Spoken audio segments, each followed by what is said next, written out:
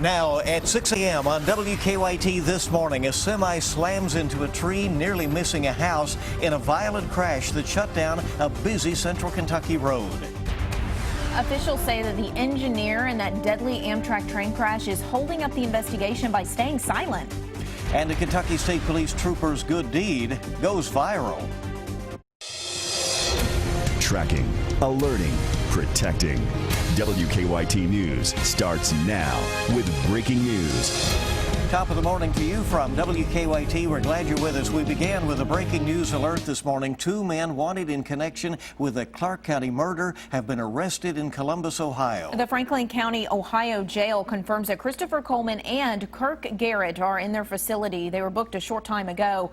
Coleman and Garrett were wanted in the death of Roy Combs. Police found his body yesterday near a rock quarry in Clark County. Don Attaway was arrested yesterday and charged with murder in the case. And we are going to continue making calls to learn more about how these 2 men were caught.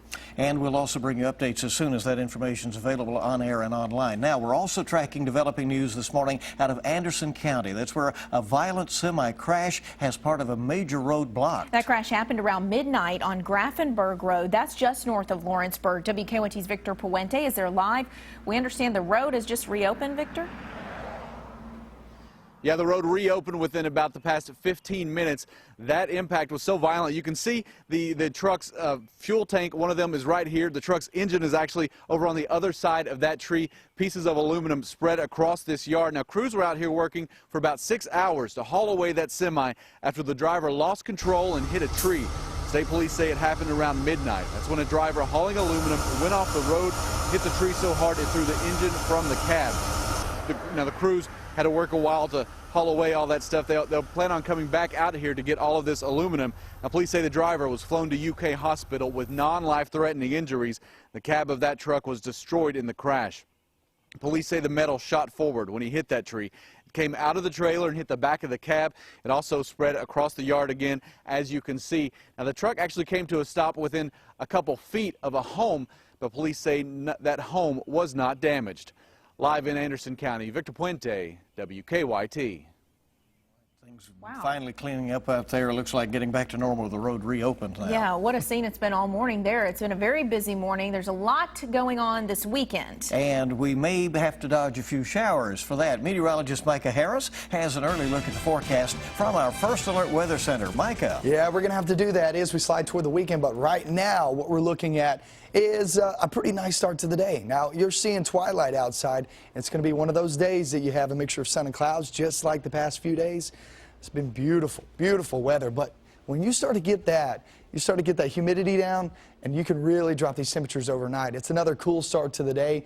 But I promise you this, we go from the 40s and the 50s this morning to the upper 70s. It will get warm very rapidly, and we'll hold on to that warming trend through the weekend. But when you start to see a warming trend, that typically means one thing: some thunderstorms are on their way. I'll show you how that will affect your weekend and those plans coming up. Okay, we'll see you then. 6:03 now on WKYT. We have new details this morning about a deadly crash on I-64. Delayed a lot of people yesterday.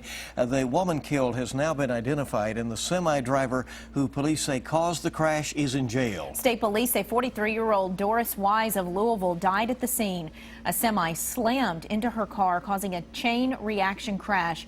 3 others were injured. I-64 was shut down for about 5 hours yesterday. State police charged the semi-driver, 22-year-old Miroslav Kuzmanik, with reckless homicide and several other charges. Well, new this morning, 2 people are recovering after a motorcycle crash in Lexington. This one happened just before midnight at New Circle and Alumni. Police say a woman and man were on their motorcycle when it was sideswiped by a car. They were both taken to UK hospital. The other driver was not hurt. No charges at this point have been filed. Well, an intense overnight fire in Knott County is under investigation this morning. Dispatchers say the home is on Highway 160 in the Brinkley community near Hindman. No one was hurt in the fire. The engineer in Tuesday night's deadly Amtrak train crash in Philadelphia is refusing to talk with officials. Investigators say the engineer was speeding when the train slowed to just 102 miles per hour before taking a sharp curve where the speed limit drops to 50 miles per hour. The crash killed at least 7 people and injured more than 200. I saw head injuries, bleeding. Broken arms, broken legs. Anything you can imagine is what happened. Federal investigators say the engineer applied the emergency brakes right before the crash, but that was not enough to stop the train. Deliberations will continue today in the penalty phase of convicted Boston Marathon bomber Johar Tsarnaev. He faces either life in prison or the death penalty for the 2013 attack that killed 3 people and injured 260 others. Well, investigators still have questions this morning about a fire that damaged a southern Kentucky business. That Tuesday night fire damaged J&J Pallet Company. That's on Highway 70 in Lincoln County. Our officer Don flew over the scene in Sky First. You can see it from a bird's eye view there. Well, the fire started hours after most employees left. 75 firefighters from 3 different counties were called in to help control the flames. Investigators stopped short of calling this a case of arson, but said they are suspicious. Fires that damaged nearby buildings in 2012 were ruled arson. Well, a Kentucky State Trooper is getting a lot of attention this morning after his good deed made its way to social media. A lot of folks proud of what he did. Caitlin Starks says that she overheard a conversation between a stranded driver and the trooper. The driver, who had 2 kids in her car, ran out of gas and didn't have any money. So Starks says the trooper bought the woman's gas and even pumped it for her. That Facebook post has gotten thousands of shares and hundreds of comments as well, and most of them very, very positive. Now, your zone-by-zone forecast with meteorologist Micah Harris and First Alert Defender.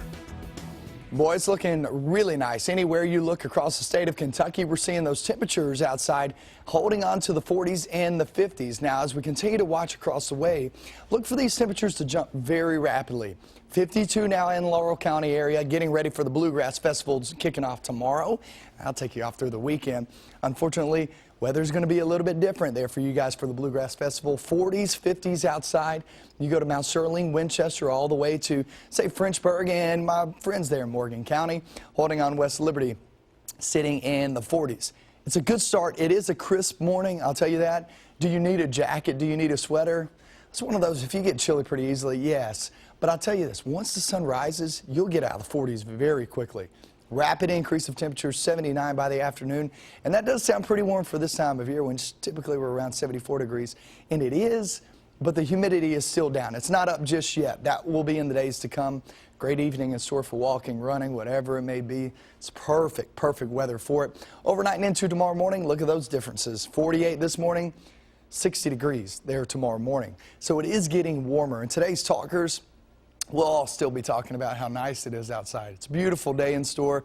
Much warmer air ahead is what we'll be talking about too, because you'll start to get into the weekend, and when you start to get a warming trend, typically that means one thing: thunderstorms. And here they come, kicking off tomorrow and off through your weekend. 40% chances.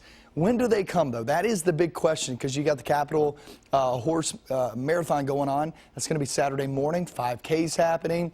We have a lot happening. RJ Corman 5K. I'll be out there, and Amber Philpott will be out there too. So we'll have a good time there. Saturday morning should be dry. It's the afternoon with the better chances of rain. Pretty warm conditions too, as you see there on Sunday at 82 degrees. Now your 7-day shows this, a warming trend and also a storm trend. That will be increasing in the days to come. Now, is this a complete washout? No. I think your washout, your best chance at it at least, is going to be on Monday at 60%. That's the front that's going to be making its way through, and once it passes through, then you're talking about the 70s back in the forecast next week. So it's not all that bad this time around. Remember, last time we were in the 80s, it was for 8 days straight. Right. Now it's going to be 4 days. So it's getting better. Hopefully next time it'll just be 2. But unfortunately, we're heading through May. And kind of the spring pattern, though, that we're in right now. You're right. All right, our time this morning is 6:09, and each morning right here we bring you weather and traffic together. Let's go out to Officer Don with a look at what's happening on the roads. Good morning, Don.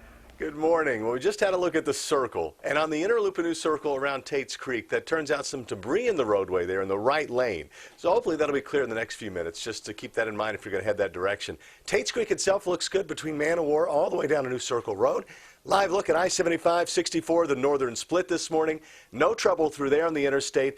On our Waze map, live drivers on the way in, reporting it's a smooth ride right now on Paris Pike and North Broadway. Even Newtown, Russell Cave, through that intersection, Russell Cave and the Circle, we're okay. Of course, we'll keep you up to date throughout the morning. Now back to you in the studio. All right, we know you will. We thank you, Don. 6:10 on WKYT, and much more news is on the way on your Thursday morning. I'm Mark Barber outside the Fayette County Court Complex, where we've been going through court records this morning. We've learned from an arrest citation that a serial robbery suspect is also accused of beating a witness in a murder case.